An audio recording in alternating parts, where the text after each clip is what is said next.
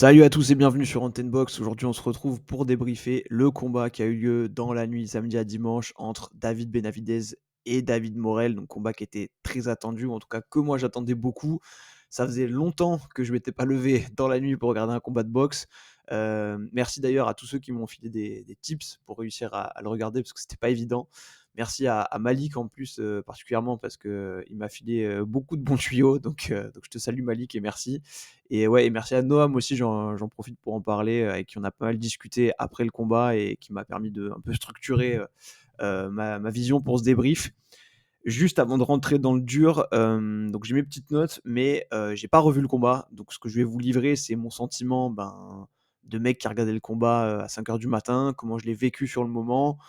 Donc voilà, peut-être que vous serez pas forcément d'accord parce que j'ai un avis assez tranché sur ce combat, ou en tout cas, voilà, c'est comme ça que je l'ai vécu, donc hésitez pas à en discuter. J'ai écouté un peu des débriefs, j'ai l'impression qu'il y a quelques petites dissonances par rapport à ce que moi j'ai ressenti. C'est pour ça que je fais ce disclaimer. Donc voilà, n'hésitez pas à en parler, en discuter, puis voilà, vous me direz comment vous l'avez vécu vous. Le sentiment que j'ai, donc tout de suite pour rentrer dedans, c'est, l'impression qu'il y a eu 2 combats, en fait.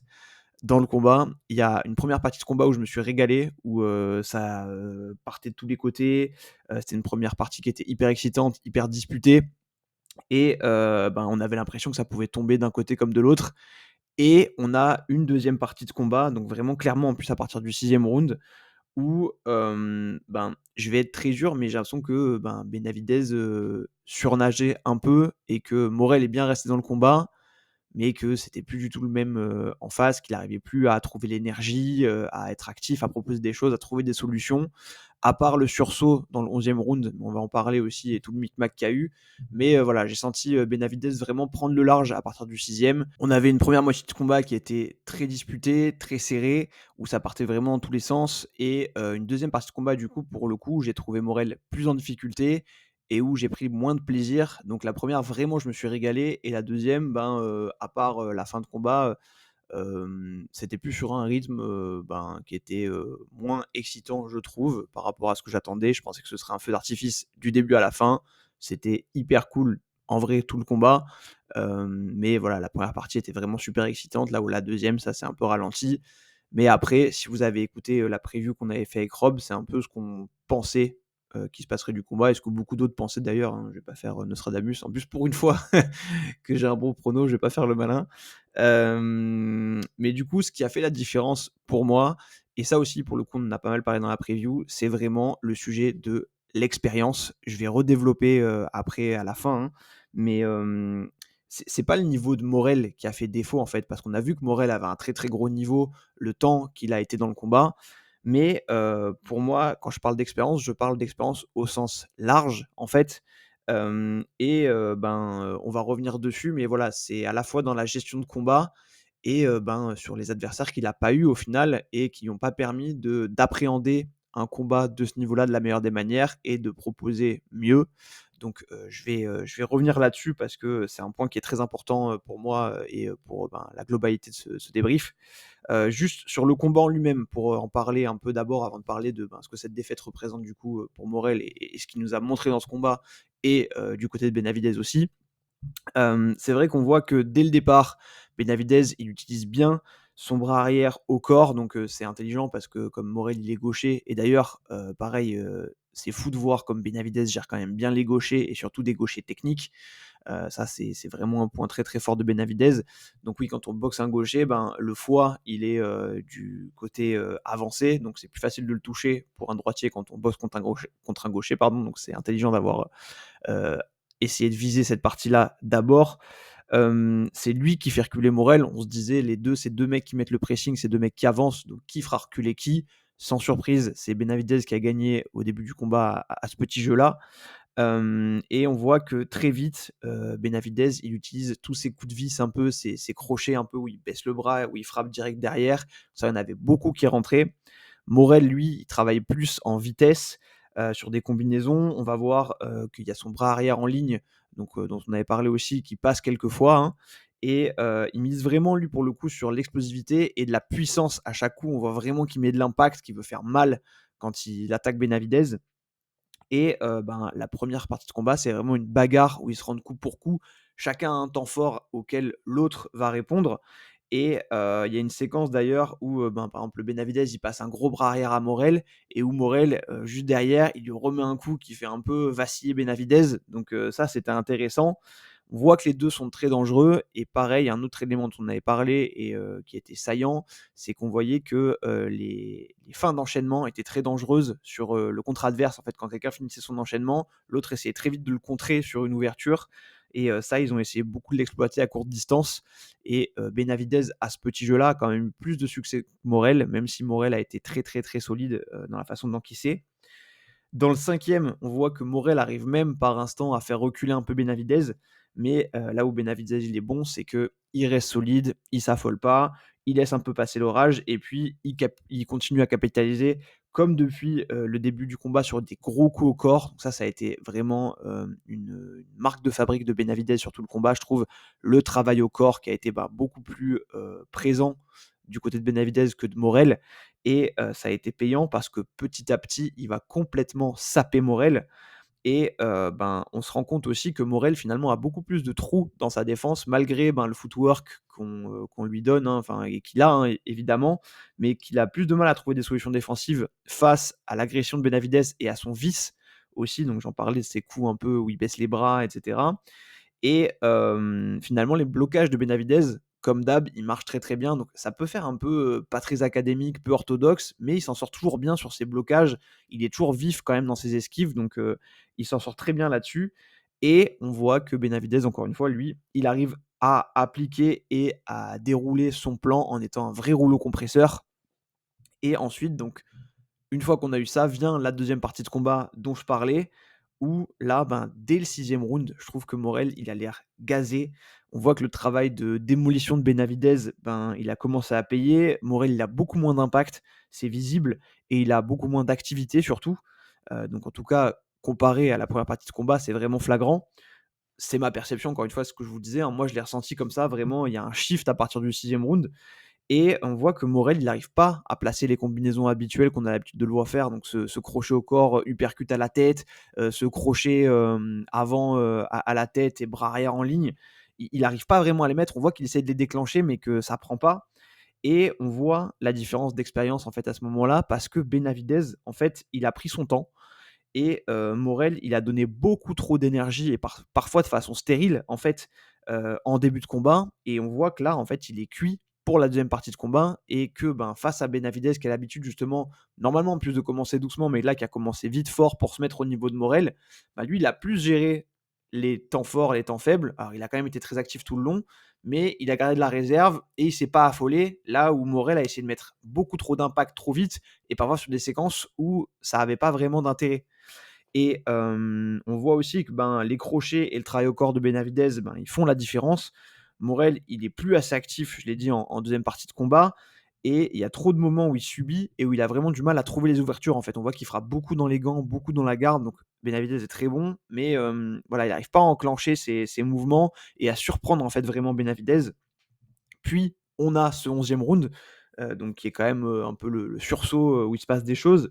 On voit qu'inconsciemment, en fait, aussi Benavidez, il se relâche parce que, ben, petit à petit, il prend ses aises. D'ailleurs, des moments où il fait un peu du showboating et tout pour chambrer Morel et d'ailleurs, on entend son coin à Benavidez qui lui dit: «Reste concentré, tu as travaillé très, très dur pour ça, donc lâche pas, reste focus» et en fait, ben, Morel, il va scorer un knockdown où il profite un peu d'un déséquilibre, je trouve, de Benavidez. Le knockdown, pour moi, il est légitime, hein, il est valide. Benavidez le prend vraiment. Après, il n'est pas non plus sonné plus que ça. Et d'ailleurs, on va voir tout de suite qu'il va vouloir réimposer son physique, Benavidez, donc un peu par ego, par orgueil, pour montrer, genre, je suis toujours là, je suis toujours dans le combat. Et il va commencer à enclencher une séquence très très longue de coups sur Morel. Et c'est vrai qu'il y a un coup de Benavidez, je crois, qui passe après la cloche, mais avant l'intervention de l'arbitre. Et c'est ça qui fait la différence, c'est qu'un combattant, quand il est dans le combat, il n'entend pas forcément la cloche. Donc c'est le rôle de l'arbitre qui est de stopper. Et là où Morel pardon, se met en faute, c'est que lui, pour le coup, il sait que l'arbitre s'est revenu, que c'est la fin du round, et il met un coup à Benavidez. Et en plus, il met un coup au moment où Benavidez est complètement relâché. Et on voit que ça le choque, en fait, Benavidez, ça électrocute un peu. et c'est pour ça que le point de retrait, il est normal et il est légitime parce que les conséquences, elles auraient pu être, graves, en fait, parce que vraiment il le heurte avec ce coup et Benavidez en plus, j'entendais le débrief de Jean-Charles Box Attitude donc qui disait en effet, je suis d'accord avec lui, il est classe pour le coup Benavidez, il dit rien, il repart tranquille dans son coin et voilà, je trouve que l'arbitre a été très bon, que la déduction de points, elle est légitime parce que justement, elle aurait pu avoir des conséquences, en fait. Et sur le dernier round, on voit que Morel, il essaye de re-attaquer fort, de capitaliser, mais il n'arrive pas encore à trouver les solutions. Et derrière, c'est Benavidez qui va montrer qu'il a bien récupéré et qu'il faiblit pas sur le pressing. Et pour moi, il prend un peu les 2 derniers tiers du round, hein, donc au final, ça lui revient aussi. Et ça donne pour moi une victoire légitime de Benavidez, honnêtement assez large pour moi. Alors les rounds, il y a eu beaucoup de rounds serrés, je suis d'accord avec ça, mais c'est Benavidez qui fait le taf pour les prendre en fait, surtout en première partie de combat et ça fait qu'à la fin, je me retrouve vraiment à donner max 3 rounds à Morel. Et c'est pour ça que je disais, j'ai l'impression que tout le monde n'est pas forcément d'accord, mais j'ai l'impression qu'il y a une première partie de combat qui était en effet relativement serrée, avec des rounds serrés, et que la deuxième a été quand même largement en faveur de Benavidez. Et au final, Benavidez, même dans les rounds serrés, a fait assez pour moi pour en prendre une majorité. Donc voilà, c'est pour ça que pour moi, comme je disais, je donne max 3 rounds à Morel, malgré le fait que c'était un combat intense et serré dans les rounds, et que Morel ait quand même réussi à rester dans le combat. Alors, si on vient dans l'analyse maintenant de ce que ça implique pour chacun des boxeurs, cette défaite, comme je disais, pour moi, Morel, déjà, on va commencer par lui. Le sujet clé, c'est le sujet de l'expérience. Dans les premiers rounds, Morel, il a montré qu'il avait un gros niveau. Il a aussi tenu, comme je l'ai dit, hein, la distance, il a tenu le combat, alors que, voilà, Benavidez, ça frappe peut-être moins qu'avant. On va en parler aussi, mais quand on va faire le débrief de Benavidez. Mais voilà, on voit que, comme on le pressentait, en fait, comme on en parlait, et c'est mon avis à moi, donc curieux de savoir ce que vous en pensez, mais ce combat, il arrivait trop tôt pour Morel. En fait, tant mieux qu'il soit arrivé pour nous parce que, je pense qu'on peut s'attendre, je l'espère, à ce qu'on ait une revanche dans quelques années. Mais, quoi qu'on pense, en fait, du niveau, de Lemieux, du moment où Benavidez le prend, de Andrade, de Gvozdyk aussi au moment où Benavidez le prend, et c'est des étapes obligées, en fait, où tu prends de l'expérience face à des mecs qui eux-mêmes ont de l'expérience, et c'est là où, en fait, tu te forges la tienne et où, tu apprends à être prêt pour ce genre de combat. Et pour moi, cette expérience-là, c'est ce qui a manqué à Morel, notamment sur la gestion de combat et ce qui a joué pour Benavidez dans la sienne, en fait. Et quand je dis trop tôt, ça veut dire que, encore une fois, je suis content que ça ait lieu maintenant. D'un côté, parce que voilà, c'est une bonne chose et on a vu un bon combat. J'espère juste que ça ne nous privera pas d'une revanche au moment où Morel sera plus prêt, parce que je pense vraiment que Morel a les armes pour se développer, mieux gérer son combat, s'il prend justement, ces, niveaux intermédiaires qu'il aurait dû avoir avant Benavidez pour reconstruire un peu son expérience et combler ce gap. Et du coup, en fait, Morel, pour moi, maintenant, ce qu'il doit faire, c'est aller chercher des combats contre des Anthony Yarde, par exemple, contre des Callum Smith. C'est ça qui lui manque, en fait, pour récupérer un peu cette expérience. Et ce que je me suis dit, en fait, et c'est ce que je disais, du coup, j'en parlais en discutant avec Noam, justement, à la fin du combat, c'est que j'en veux, en fait, un peu à Canelo maintenant, encore plus même. Pas que pour Benavidez, mais aussi pour Morel, parce qu'en fait, il a forcé les deux à aller chercher des défis en mi-lourd, alors que pour moi, il y avait des choses encore à faire en super moyen, et ce combat, il le prouve. Parce qu'en fait, la catégorie des super moyens, à part Canelo, elle reste quand même très très dense. On a des mecs comme des Pacheco, comme des William Skull, comme des Mbidi, comme des Munguia, qui sont des gars avec de l'expérience, en fait, ou des gars qui peuvent te proposer un challenge que tu peux aller chercher, qui est un peu moindre que ce que représente aujourd'hui Benavidez, Bivol et Beterbiev, qui en mi-lourd sont les gars qui étaient targetés, en fait.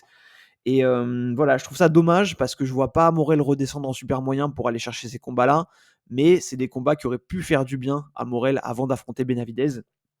Donc voilà, c'est un peu mon sentiment. Donc maintenant, je le vois quand même rester en mi-lourd. Je pense qu'il reprendra un petit combat tune-up pour se remettre dans le bain, et après, il faut qu'il aille chercher justement ces combattants expérimentés dont j'avais parlé, des Yards, des Lyndon Arthur, des Callum Smith, qui peuvent lui donner ce gain d'expérience. Sur Benavidez, pour finir maintenant, le dernier focus. Donc, de mon point de vue, il a montré encore que il était solide, que c'était dur d'arrêter son travail de démolition, parce que, encore une fois, hein, Morel, pardon, ça cogne, ça frappe. Dans la première partie de combat, ben, il était vraiment présent, il était vraiment costaud et il restait dangereux. Donc même s'il avait moins d'influx, moins de jus par séquence, on voyait que, ben, si tu étais pas concentré, ça pouvait faire mal aussi. Donc bravo à lui. À ceux qui vont me dire: «Oui, mais Morel a quand même touché et ébranlé Benavidez, il est pas si solide que ça». Oui, je suis d'accord, il a touché Benavidez, donc j'en ai parlé, hein, cette fois où, il le touche sur une contre-attaque et où on voit que Benavidez, il est un peu sonné. Il lui met un down, mais en fait, on voit que ces séquences où Morel a touché Benavidez et lui a fait mal, elles ont jamais déréglé Benavidez. En fait, elles l'ont jamais impacté fortement et il a quand même derrière reçu mettre son pressing, reçu mettre son travail de démolition en place et en fait, les touches de Morel, elles ont jamais fait vaciller son approche et on sait que Morel, ça cogne dur. Donc c'est pour ça que pour moi, il y a pas d'état d'alarmement à avoir par rapport à ça. Oui, il s'est fait toucher, on savait que Morel, il frappait et ben, il est quand même resté dans son combat, Benavidez et il a quand même réussi à faire ce qu'il voulait. Donc voilà, pour moi, il n'y a pas de crainte là-dessus. La crainte que j'aurais plus, c'est sur les excès de confiance que peut avoir Benavidez et qui, eux, peuvent lui jouer des tours. Parce qu'on a vu que quand on avait l'impression qu'il déroulait, et ben c'est là où il pouvait se mettre à défaut. Et c'est là qu'il s'est fait down, justement, dans le 11. Et où ben, il prend un contre aussi, enfin une contre-attaque de Morel en début de combat, même s'il était quand même plus vigilant. Mais voilà, il faut que Benavidez il apprenne à rester focus, même quand il domine, et ben, qu'il ne se laisse pas un peu griser par le sentiment de domination qu'il peut avoir. Ça, ce sera important contre ben, des mecs encore plus hauts. Et on va en parler. Juste avant, dernier point, mais la question sur le pouvoir de KO de Benavidez, qui a l'impression d'en avoir pris un coup, hein, parce que ben, on voit que il y a certains adversaires qui n'arrivent pas à finir. Plante, il l'a pas fini. Il n'a pas fini Gvozdyk. Là, il finit pas Morel. J'ai l'impression que la montée en mi-lourd, ça lui a fait perdre un peu de puissance parce qu'il a peut-être perdu un peu en vitesse. Aussi, ben, il est moins weight bully en mi-lourd qu'il l'était en super moyen. Donc, il faut voir à quel point ça l'impacte parce que contre Gvozdyk, il avait eu cette excuse de blessure aux mains. Là, ben, vraisemblablement, contre Morel, il n'était pas blessé. Après Morel, ça va être un client costaud quand même niveau menton. Mais voilà, on peut se poser cette question-là et cette question, elle est clé quand on parle de la suite. Est-ce que Benavidez, parce que c'était le but de ce combat, hein, c'était l'issue, d'avoir un challenger pour le vainqueur de Bivol Beterbiev qui va arriver très bientôt. Pour moi, pareil, Benavidez, je me dis, quand je vois ce combat, il est peut-être monté un peu vite aussi en mi-lourd et il va peut-être avoir des échéances un peu trop grosses en mi-lourd à cause, encore une fois, de Canelo hein, qui les a poussés à monter. Là aussi, pour moi, ben, il aurait peut-être eu des combats à faire également. Et j'ai le sentiment, on aura l'occasion d'en reparler, mais qu'il est un peu un cran en dessous aujourd'hui, Benavidez, par rapport à Bivol et Beterbiev. Je peux me tromper, mais je vois un Beterbiev qui faiblira pas comme Morel a pu faiblir en deuxième partie de combat. Donc, franchement, c'est un combat que j'aimerais beaucoup voir. Et même Bivol, je le vois être plus malin que Morel dans sa gestion de combat. Donc voilà, j'ai l'impression qu'aujourd'hui, il y a encore un petit niveau de différence. Peut-être que je me trompe, mais c'est le sentiment que j'ai. Voilà un peu pour le débrief. Dites-moi ce que vous en avez pensé. Donnez-moi votre avis, ça m'intéresse beaucoup en commentaire. N'hésitez pas, si vous avez aimé cette vidéo, ben, à la liker, à la commenter, à la partager, à me suivre si vous n'êtes pas abonné, à cliquer sur la cloche pour rien rater. Vous pouvez aussi maintenant me soutenir via le lien PayPal en description. Alors, pourquoi soutenir via le lien PayPal?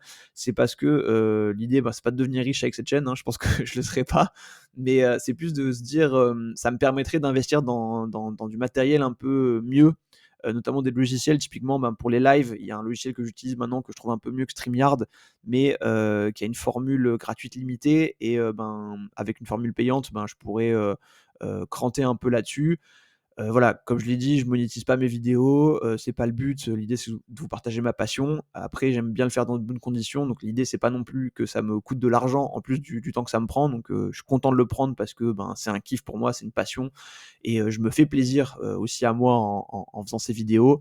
Mais voilà, si, il y a moyen de développer un peu encore la chaîne, avec votre aide, ben, ce sera avec plaisir. Après, ben, voilà, c'est pas du tout une obligation.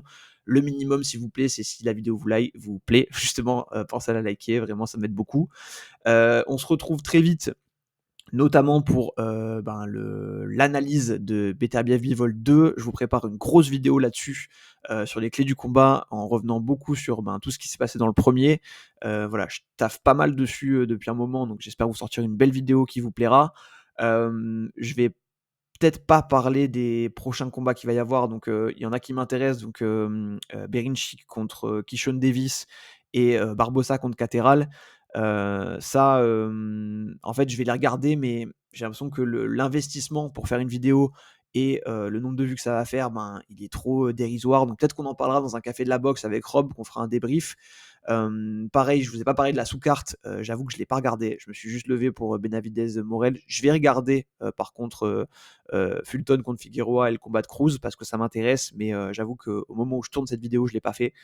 Donc voilà pour les prochaines échéances. Petit café de la boxe sûrement très bientôt avec Rob. On parlera un peu des combats qu'il y aura avant Beterbiev Bivol. Bien sûr, on aura un café de la boxe aussi spécial Beterbiev Bivol. Et la vidéo que je vous prépare pour bientôt, analyse vidéo complète. Merci beaucoup de m'avoir suivi. Bon dimanche et puis ben, bonne journée pour ceux qui le regarderont après dimanche. Portez-vous bien et à très bientôt sur Antenne Box. Salut.